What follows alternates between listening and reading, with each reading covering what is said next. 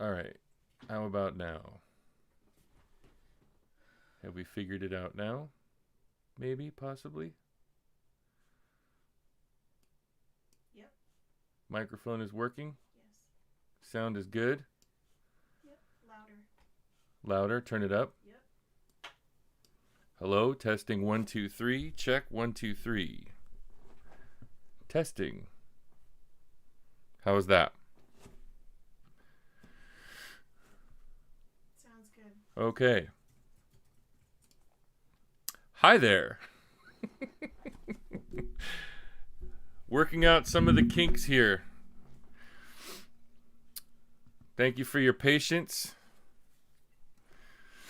See, we got some folks in the chat. Say hello. Let us know you're there. Welcome, welcome, welcome. We are starting out on a new format on YouTube. We've moved over from Facebook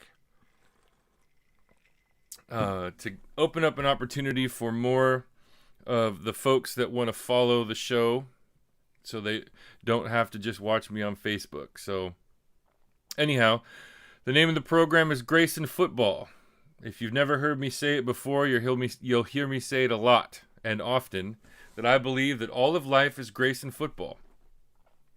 So tonight you're in for a treat because not only is it our first episode on the new platform, we are rolling out the first episode of Touchdown Tuesday. That's what we call our Tuesday night show. So essentially, the reason why we have come up with Touchdown Tuesday is because Tuesday is the day of double blessing. What do I mean when I say that? Well, for those of you who don't know, on my father's side, we are of Jewish Hebrew descent. And in Jewish tradition, they called Tuesdays the day of double blessing. And what that's referring to is that way back in the creation account, when God was creating everything, on the first day, he made what he made, said it was good. And on the second day, he made what he made and said it was good twice. So according to Jewish tradition, they call Tuesdays the day of double blessing. So why is that important for what we're doing here? Well, you're going to get something about football and something about grace tied together. So you get two blessings tonight. So it's the day of double blessing. It's Touchdown Tuesday. So that's why we do what we do on Tuesday. So I'm glad you're here. Thanks for pulling up and hanging out with us. We are live so you can chat. So if you got anything you want to say, anything you want to ask, any questions, comments, whatever you got, type it in the chat. Say hello to my wife. She's in there. And she's keeping an eye on all of you to make sure that we keep the show family friendly. Couple of important housekeeping things. First of all, make sure that you like the stream. So click on that thumbs up button. And second of all, make sure you subscribe to the channel. So it's free. I've done all my homework. I've done all my research, and it is free to subscribe to the channel. What that does for you is it lets you know anytime I post a video, anytime we go live. If you can't remember the schedule, it's totally fine. That helps. So make sure you like and subscribe. And again, thanks for hanging out with us. So tonight, I thought we'd have a little bit of fun. I've been a youth sports coach for goodness over 20 years, probably closer to 25 years actually. The majority of my 5 kids are all grown, and all but one has basically moved out.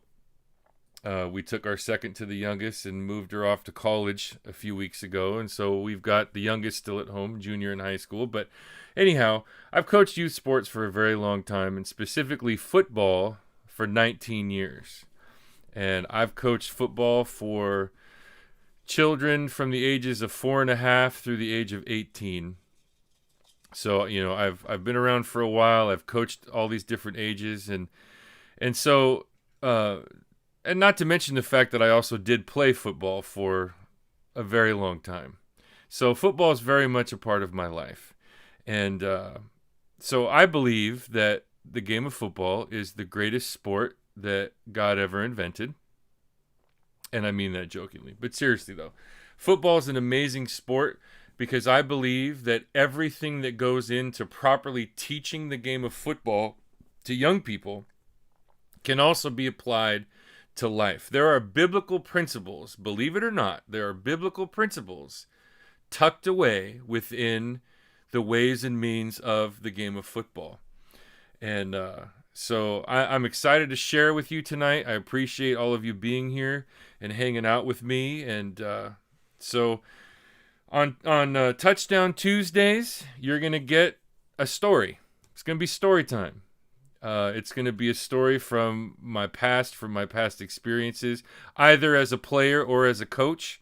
And then I'm going to kind of spin things a little bit and give you somewhat of the biblical or life principle that can be applied from what that story, the effect that story has had on my life. So, a lot of the guys that I used to coach when I was in high school, when I was coaching high school football, they used to love Thursdays because it was the night before game day.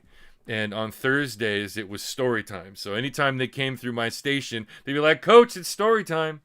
And so we would tell stories, and it was a lot of fun. So I'm really excited to do this on a regular basis, this kind of thing with you on a Tuesday night. And again, feel free to chime in the chat. Don't feel like you're interrupting. Don't be afraid. We're creating a community here, and I want you to be a part of it. So all week long, or over the weekend, I've been thinking about what story I wanted to share for opening night of Touchdown Tuesday. And there's a lot of fabulous memories that I have, a lot of good ones and a lot of bad ones. And I have to tell you, I have to be honest with you. It's been really, really tough to figure out what story I'm going to tell. So I decided that I would probably share with you the story about the greatest moment that I have experienced in the game of football. And it has nothing to do really with me. It has to do with an accomplishment that was made together with my son, Gabe. So away we go. So this is going back to the season of 2008, I want to say. Yeah, 2008. So it's football season, fall 2008, and it was the first year that I coached football when I was not a head coach. And so I, for the very first time, was an offensive line coach. So that was quite the shift from what I was used to doing, which was being a head coach and focusing on the overall offense. But it was really a great time to be able to take a step back and really get a greater appreciation for really what it takes to move the football down the field. So anyhow, that particular year I was the offensive line coach, and I was on the coaching staff for a group of young men who were 5th and 6th grade. So roughly 10 and 11-year-old boys. And it was my first year coaching at that particular age level. And since then, that actually has become one of my two most favorite age levels to coach. It's at that age that the game of football really makes sense. Believe it or not, in most of the leagues, that age level, in junior football at least, that age level is the most competitive. It would seem that in most leagues, that division, that age level, has the most amount of teams. It's crazy. But the kids, they really want to pay attention. They really want to learn. They're fired up about the game. And so, they become very, very, they're very, very impressionable. at that point. And so I was blessed and honored to be on that coaching staff. The head coach, just a fabulous guy.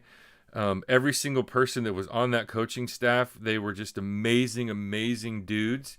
The parents and families of all of these young men that we had the privilege of coaching, they were just fabulous, so supportive. It just was an amazing time. We were uniquely blessed as a squad to be the proud recipients of over 30 kids that year. And not just over 30 kids, but we were big. Like, we had a lot of big players on our team. Which, as the offensive line coach, that was a huge blessing.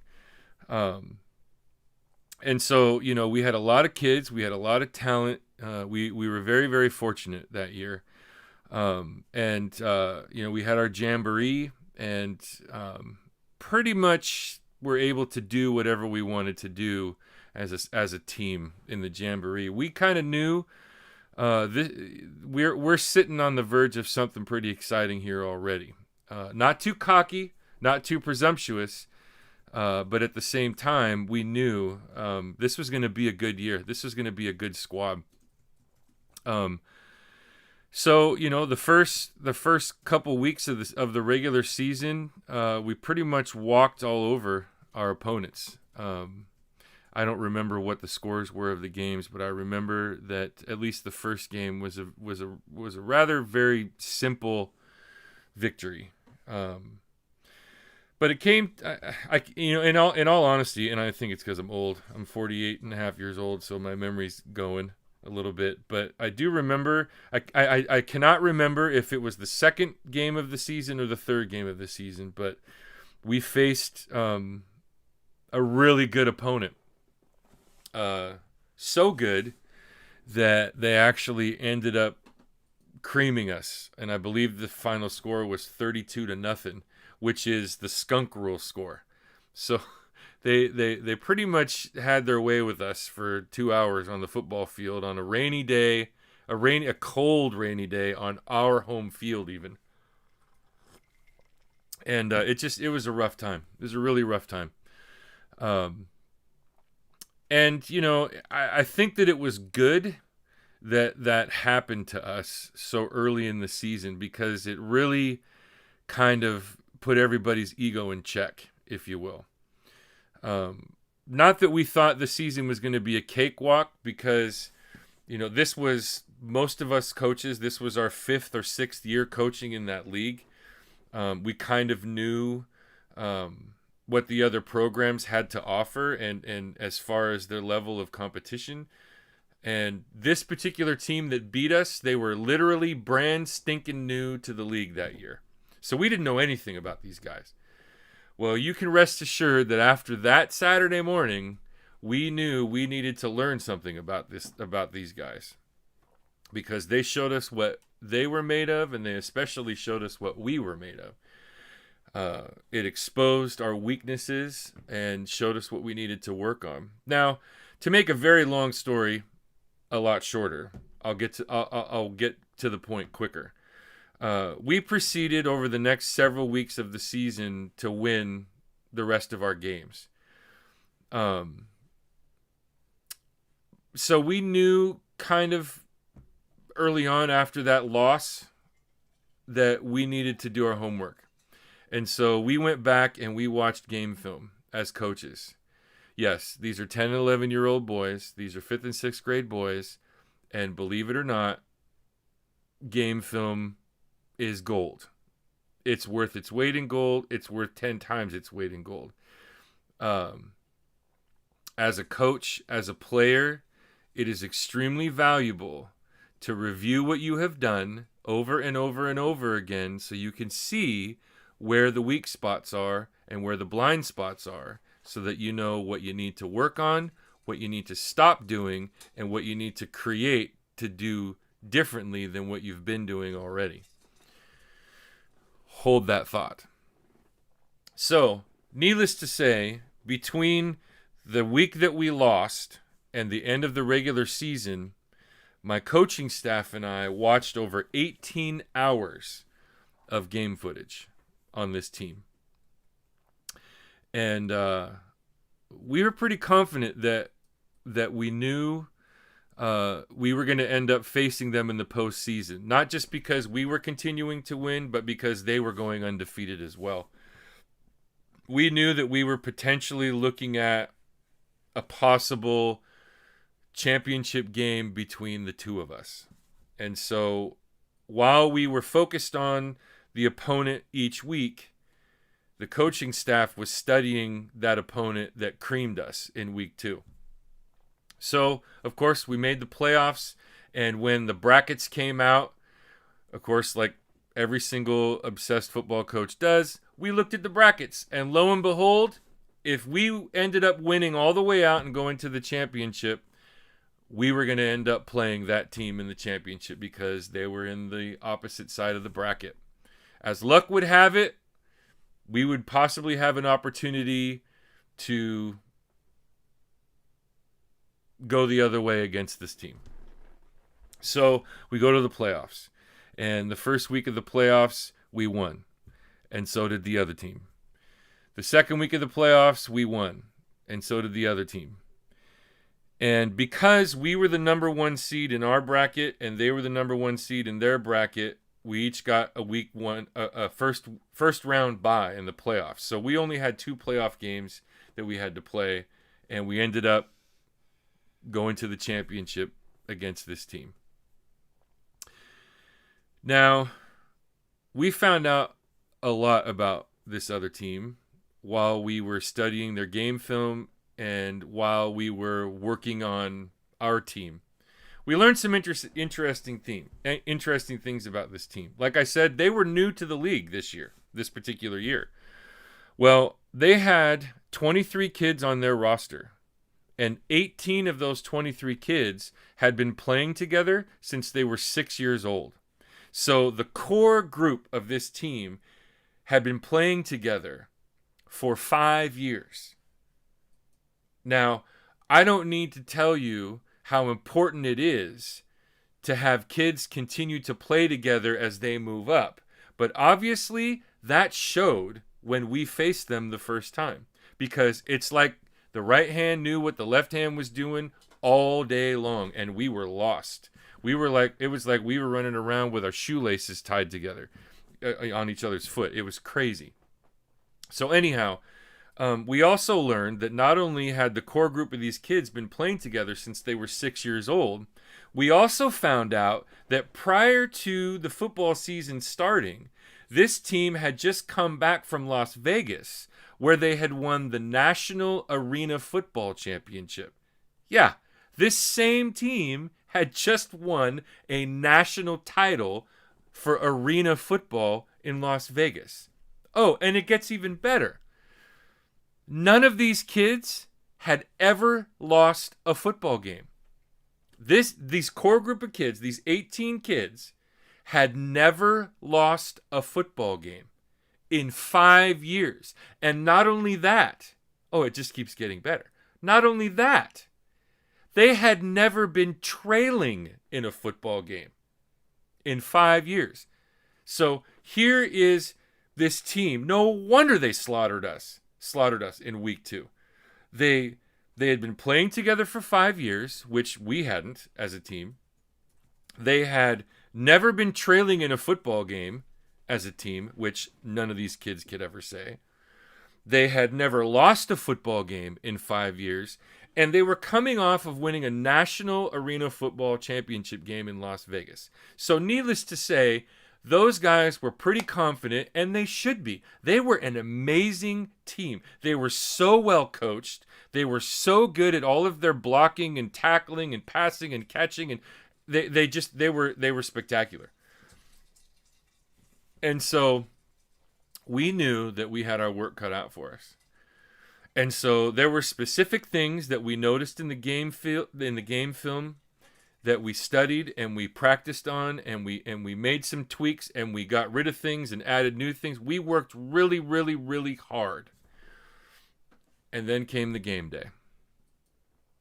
Now, it would be it would be an under exaggeration if I just merely told you that I was a nervous wreck that morning.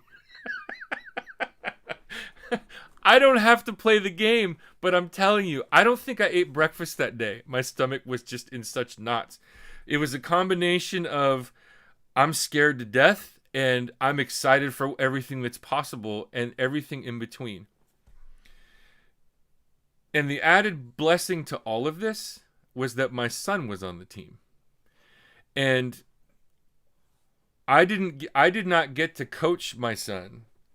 Actually, you know what? This was the 6th year that I coached football. I digress. See, I told you my memory's going. This was the 6th year that I've coached football. Because the first 4 years that I coached football, my son was one of the kids on the team that I coached. That's how I got into coaching football in the first place. The 5th year that I coached football, I stayed at a certain level and my son moved up to the next level. So that 5th year, I actually was not one of his coaches. So this is the 6th year and he's back and I'm on the coaching staff and he's playing on the team. So here we are. Now, you should also know that in the previous years when my son had been on the team and I had been one of the coaches, we had been to the championship game twice. We had been to the finals twice and lost, and the team that beat us those 2 times went to the championship. So we had very successful seasons together, my son and I, but we had not won a championship. So here we are.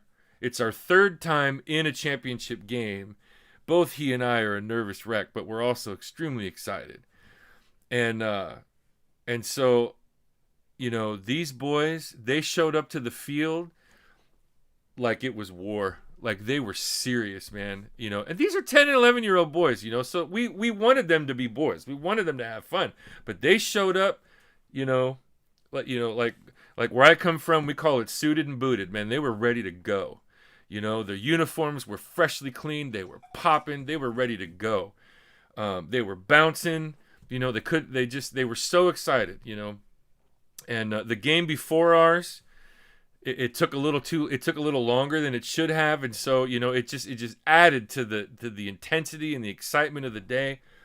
And you know, I'm kind of always been known as the motivational speaker.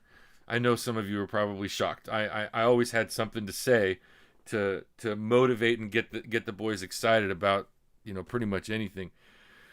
And so you know, we finished all of our warm-ups and we got into our team huddle and the coaches said what they had to say, and then the head coach looks at me and says, "Coach Heath, you got anything to say?" And I looked at these boys and I said, "Listen, those boys on that other team, they're supposed to win today. All of the numbers, all of the data, logically, they're supposed to win today. And we're supposed to lose today. But you know what? It doesn't have to be that way. And you know what's going to not make it be that way? Right now, I need you to take everything you got, all your love, all your passion, all your joy, all your excitement, and I need all of that right now, just one last time. Can you give me that?" "Yes, coach," they all said. "Yes, coach." And then we had this chant that we always did. "Yes, I can. Together we will." So we break the huddle. You know, we go marching up to the field, and, you know, now that I'm back in this moment, like I want to just like rehash every single second of that day for you guys because it was such an exciting day, but I know I'm going to bore you to tears. So I'll just get to the point. At halftime, the score was 0-0. That's right. At halftime, the score was 0-0. The game literally was played in between the 30s. And I don't think that we actually had the ball on their side of the 50 more than one time, and that one time was because of a penalty. It was literally, it was a fight. It was a duel. It was a war.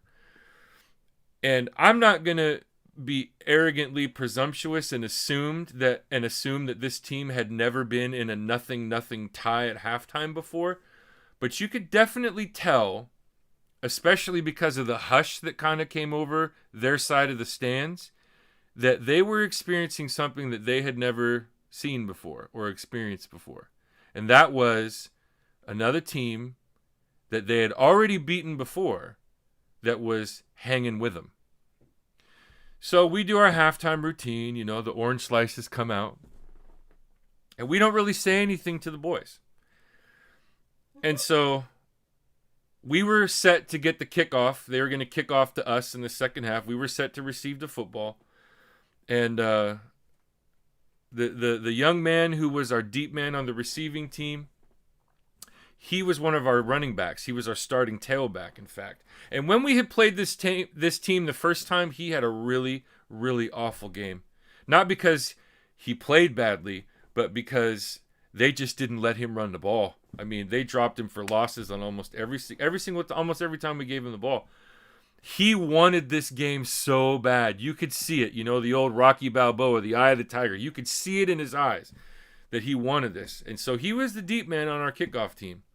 And I went up to him and I said, listen, we haven't been on their side of the 50 all day long. I said to him, could you do me a favor? Could you just do me a favor? He goes, what is it, coach? I said, could you get that ball past the 50 on the kickoff? Do you think you can do that? And he's like, yes, coach, I'll get it past the 50. So the whistle blows. The kickoff happens.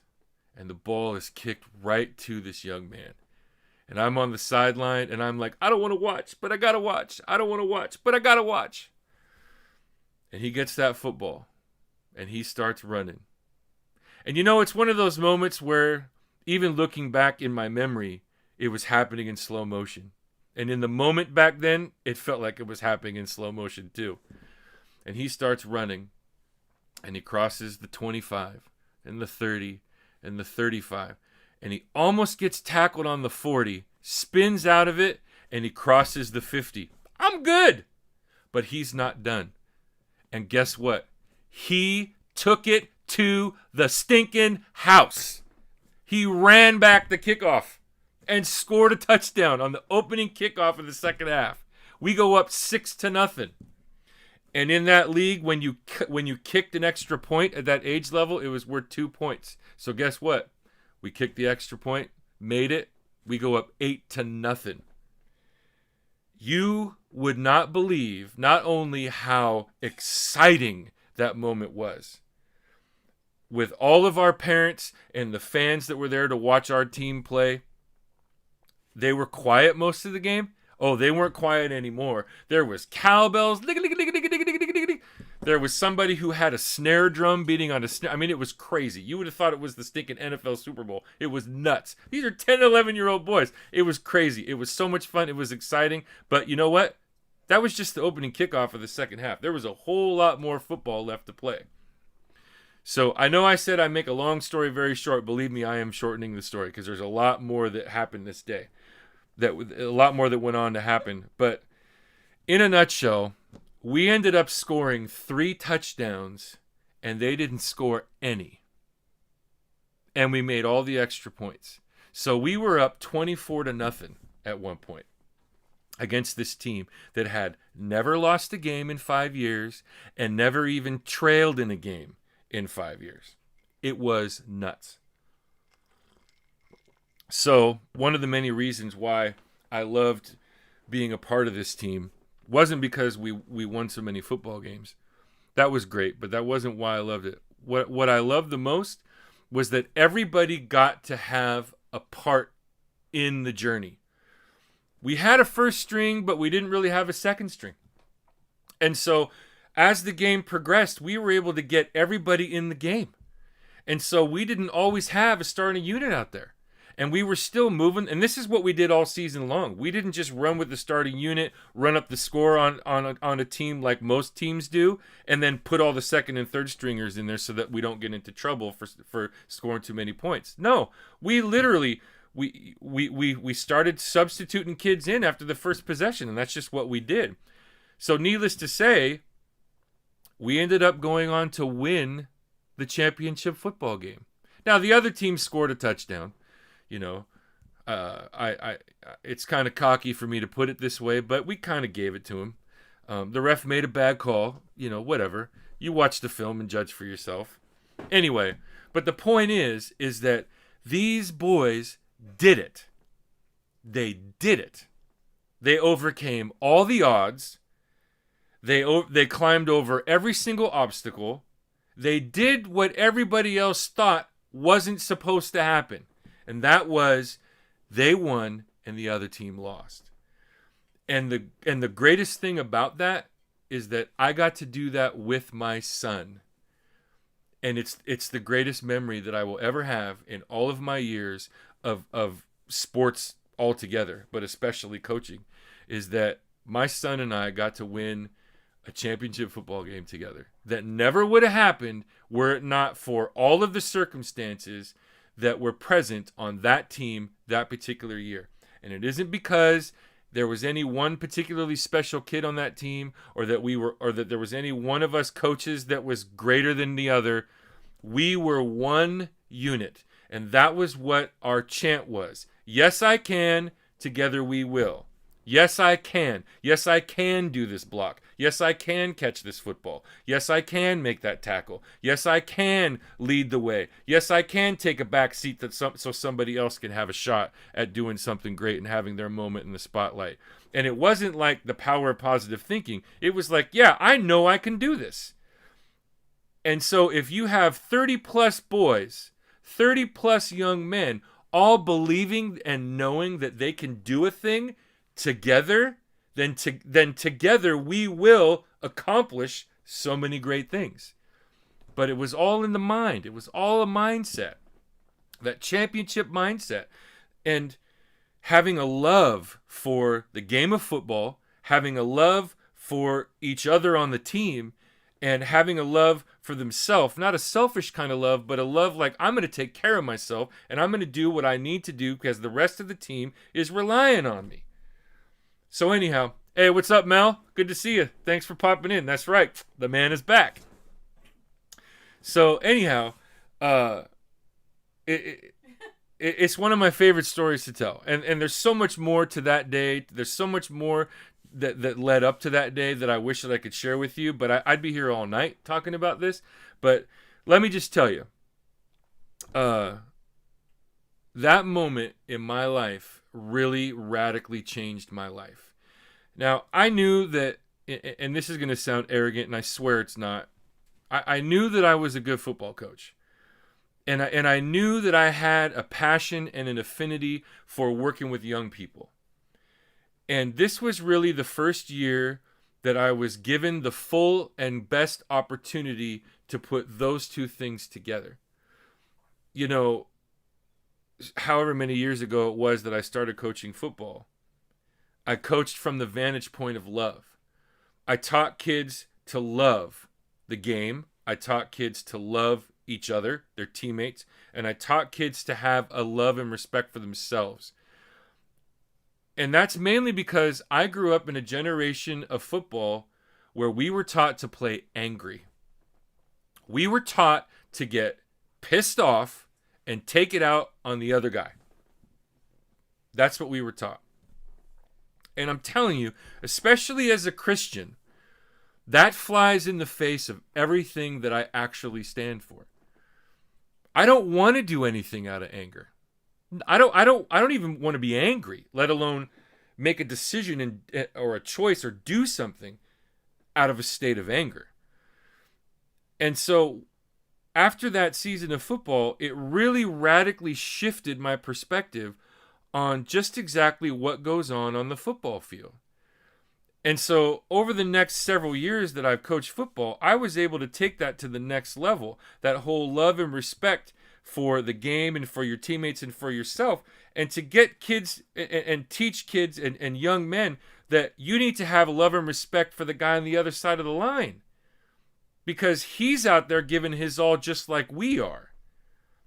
And he's out there, blood, sweat, and tears trying to bring home the W for himself and for his team. And, his friends and family are out there watching him like he wants to win just like we do. And so, in between the whistles, we're all brothers and sisters. When we line up on the line, we're opponents. But when the play is over and the whistle's blown and the play is dead, We got to scoop each other up off the ground because we got to love each other. And so there's a lot of life lessons that I can pull out of this story. And the one that really speaks the loudest to me, the one that really, just kind of drives the point home of what that day, of what that season was all about, was what it took to get there. The victory was amazing, don't get me wrong. The trophy was gorgeous. The photograph of me and my son kneeling next to that trophy, it's precious. That one moment for me and my son, it's my favorite sports moment of all my life. But none of that compares to what it took to get there. What exactly did it take? Well, first we had to get knocked down. And we didn't just get knocked down by this team. We got slaughtered by this other team. I think that it's probably safe to say that there were some of the kids on the team and some of the coaches on the staff that may have possibly thought that we were just going to have a cakewalk of a season based on the number of kids we had on our team, the size of most of the kids we had on our team, the talent of most of the kids that we had on our team, the experience of the kids we had on the team, and the coaching staff. I mean, it was a great group of, it was a family. It was a great unit. And it's possible that some of us may have thought this was going to be a piece of cake. And so it was great for us to get knocked down the way that we did. Because as a good friend of mine and former fellow coach buddy of mine, he says it best. He's like, it isn't what you do that determines the measure of a man. It's how you respond when you get knocked down. And he used to say that when our team would lose a football game. He'd say, I will know the measure of your manliness by how you respond to this adversity. And, these 10 and 11-year-old boys, we didn't even have to tell them anything that they didn't already know. That was the most amazing thing, is that when we came back to practice the following Tuesday, they literally were coming on the field ready to go back to work. Coach, we got to get better. Coach, we lost and it sucks, but you know what? There's a whole lot of season left and we got to keep getting better. We can't ever be satisfied. We got to keep getting better. And that's a beautiful attitude and a beautiful concept to have. And so, like I said, it took us getting absolutely knocked down flat on our face, beyond our control. There wasn't anything that we could do to fix that situation. There wasn't anything we could do to be victorious. Nothing. We literally had to go back to the drawing board and start from scratch and find out how we could potentially go on to beat this team in the championship. We had to scrub the blackboard, start from scratch. It was out of our hands at that point. And that's the way winning in life actually is. That's the way that winning in life actually is. A lot of times, bad stuff happens, and I'm not going to sit here and go off in a tangent and talk about all the potentially bad things that are coming to your mind and my mind right now, because there's a lot that we could fill in the blank with right now about bad stuff that happens. But really, how are you responding to it? How do you respond to it? Do you let that adversity rule you? Do you let that adversity define you? Or do you look at that adversity and say, never again? That's not happening ever again. Because it's first of all, it's a mindset. First of all, you got to make up your mind. Am I going to stay a victim here? Am I going to stay down here in the mud where this adversity has just rubbed my face for the last 2 hours, or the last 2 weeks, or the last 20 years? Am I going to stay there? Or am I going to do something about it?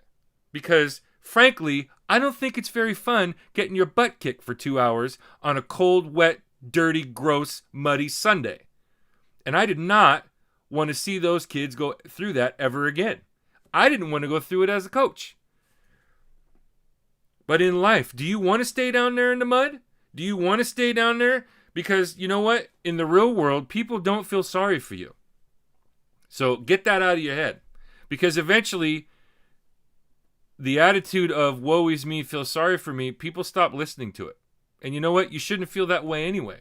Bad stuff happens. It sucks. But you gotta decide right then and there. Am I going to let this control me? Am I going to let this rule over me? Am I going to let this define me? Because 99.999% of the time, I guarantee you that the answer that you're going to give yourself is no. This is not where life stops for me. This is not who I am.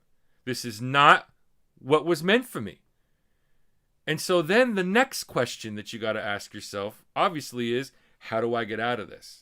Now, just like the example I gave you of the football team, it was out of our hands. And now I'm going to tell you right now, it doesn't matter what the issue is in your life. It doesn't matter. It doesn't matter what it is that's got you down. It doesn't matter what it is that's come against you. It doesn't matter who has upset you. It doesn't matter. All of those are the issues that are standing in the way of you, that are standing in between you and what you were meant for. Those are just the issues. The problem is what contributes to those issues. The problem is you ain't perfect. There's not a single person on the planet that is perfect. There was one person who ever was perfect, and they killed him. That would be Jesus Christ. So don't try to set your sights on being perfect. Because number one, you're not capable of being perfect. And number two, the only person that is perfect, we'll get to that a little bit later. But here's my point. It's out of your hands.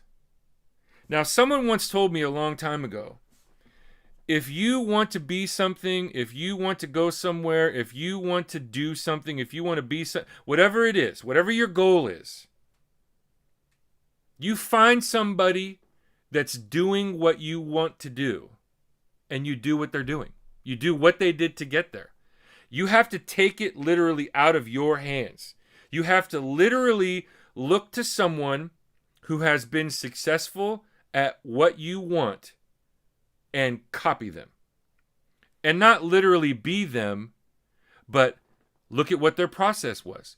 Look at what they did to get over the humps and push the obstacles aside. You know, I will never forget it. After that game was over, after that championship game was over, there was a guy who was the president of another junior football league, about 30 minutes north of where our football league was. And I had known him for several years, and he had borderline been begging me to come coach in his league. And you know, I told him all those years, I'm coaching where my son is. And so after that game was over, he literally came running down to the field, broke the rules, climbed over the chain to come and talk to me. And he said, Heath, what is it going to take for me to get this, meaning my style of coaching, my style of training, my style of teaching, my culture of winning, what's it going to take to get that up to my league? And I said, I told you, I'm not going to coach anywhere that my son isn't. Well, as luck would have it for him, my son didn't grow. And so he got a year older, but he didn't put on any weight. And so he would have been the smallest guy on the oldest team the following year. So guess what we did? We moved up to that other league and I ended up coaching up there. That's a whole nother story. But my point is that I had something that I was successful at, and this guy wanted what I had. Not because I'm great and all that in a bag of chips, but because he saw potentially something that he could duplicate in his system. Now, that's another story for another time of what happened. But I'm trying to drive home the point here that when life's got you down, when circumstances kick you in the face, when everything seems like it's going wrong, number one, you got to stop feeling sorry for yourself. Number two, you got to not be satisfied with being there, because there's no satisfaction in constantly being face down in the mud. And thirdly, and the most important thing, is you got to take it out of your hands. Because up to that point, you've been trying it on your own, and look where it got you. Face down in the mud. So you got to lift your head and look around and see, where can I go? Who do I need to chase to better my situation and ultimately better my life? And so the moral of the story is, the best person to look at is Jesus. All of life is grace and football. I've told you the football story. Here's the grace part. The greatest person to look at is Jesus. Now, I'm not saying that you turn and look to Jesus and everything's going to be honky-dory. I'm not saying that. In fact, in the scriptures, Jesus says that if you follow him, life ain't going to be easy. Life ain't always going to be, a bed of roses, so to speak. But Jesus will pick you up, he will dust you off, and he will give you purpose. He will clean up your life. He will forgive you of your sins and put you on the right path. And then you trust him daily. You listen to his instructions daily through reading the scriptures, through going to church, through praying and talking to him. It's just like football. You find out what it is that you weren't doing right up till now and get rid of all of that and do something new. Scripture says that Jesus is making all things new. Listen, honey or sir that's watching this video right now, Jesus Christ is in the business of making old things brand new. And he wants to do that for you, just like he's done it for me and all of my Christian brothers and sisters. He wants to make you brand new. He died on the cross for your sins so that you could have a brand new type of life, a brand new way of life. Up to this point in your life, ask yourself, are you satisfied with who you are? Are you happy with where you are, with where you're at? Before I was saved, I'm telling you, even the greatest accomplishments that I could have, they didn't add up to anything. They really did. At the end of the day, I was still just a piece of garbage. There was no point to living. There was nothing to look forward to other than just, being part of the rat race the next day. But when I gave my life to Jesus, when I lifted my face up out of the mud that was my life at the time and looked to Jesus, everything changed. Now, have I had issues come up in my life since then? Of course. But you know what? Greater is he that is in me than he that is in the world. In other words, I put my faith and trust in Jesus Christ. He's my coach, if you will. Just like those 10 and 11-year-old boys put their trust in us as a coaching staff to make them better players, better teammates, better brothers to each other, and better men in life. That's what Christ wants us to do with him, to put our faith and trust in him, to make us into his image. See the connection there? You want something that somebody else has, find out what they did to get there, and mirror that. Do what they did. Well, here's the thing. You want to have a great life? You want to have a great purpose in life? You aren't going to be able to do that by yourself. So instead of looking for worldly wisdom, instead of looking for, all these other things that don't add up to a hill of beans in this life, look to Jesus. He's the greatest thing that could ever happen to you or me or anybody else. So that's grace in football. That's my football story. It's my favorite football story of all time. And that is the life and biblical lesson to take away from that story. Did we have doubts along the way? Absolutely we had doubts along the way. There was one game later in the season that we actually almost lost because we got cocky. Yeah, it happened again. We almost lost. And we had to go back to basics. We had to go back to the drawing board and fix it. But we ended up winning. I could sit here all night long and I could tell you football stories and what the life lessons or biblical lessons are for them. But you know what? Then I would run out of stuff to talk about next Tuesday for Touchdown Tuesday. So anyhow, I'm not going to stay here all night. We're going to start wrapping things up. But, I'm really appreciative for... I'm really appreciative for all of you that have pulled up and are watching in the stream right now. Melanie, it's good to see you, man. It's been so long since you and I have talked, and I'm glad that you looked me and Andrea up on Facebook recently again, and it's good to see you. Oh, my wife is helping me out here. This is how awesome my wife is. Let's see if I can get this in here so you can see it. Oh, the lighting's kind of terrible. Let me see here. I don't know how else to fix that other than dimming the light. Wait, let me see here. Okay. That's the best I can do. Maybe I'll post, you know what? I'll post this picture on the YouTube channel. The only way you'll get to see it is if you subscribe to the channel. Wink, wink. No, seriously though. Let's see if I can fix this. There's the picture from that day. Oh, this is really not that great. I'm doing a bad job. Oh well. That's the picture from that day. Yeah, that was, gosh, I want to say it was November of 2008, I think is when that was. That's a long time ago. I didn't have gray hair yet. Anyhow, I hope you had a good time tonight. Make sure you click on the like button if you liked hanging out with us tonight. If you got any suggestions or any questions, you can reach out to me. You can comment on the video. Most importantly, though, subscribe to the channel. Seriously, subscribe to the channel. That way you get notified every time I go live. You get notified anytime I post a video, because I'm going to start, I got a series of videos that I'm going to start putting together here. So this is the first edition, the first episode of Touchdown Tuesday. The next time you can catch me live is going to be Thursday, just 2 nights from now, where we're going to have our first episode of Theology Thursday. You know, just like it says on the screen. My name's Heath Brady, but I'm the theological coordinator. See the little Grayson football connection there too?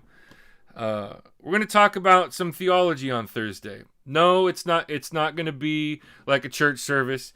But we're gonna take some things that have to do with theology. Theology is a fancy word for the study of God.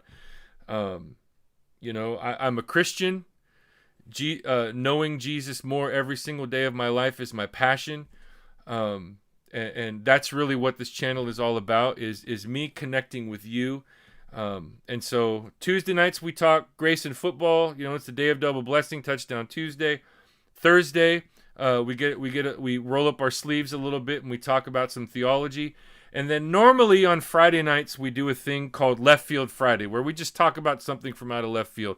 So as an example, on the Facebook channel when I was live over there, one of the Left Field Fridays we did name your top 5 favorite movies of all time and tell me why. So it's lighthearted, it's Friday, but this Friday I am actually going to be away, so I will not be streaming on Friday. So you're going to have to wait until next week for the YouTube first edition of Left Field Friday. So anyhow, thanks again so much for hanging out tonight. I really appreciate it. I love you guys. Yeah, so hopefully we'll see you again soon. Look for me on Thursday, 8 p.m. For Theology Thursday. And peace. I'm out.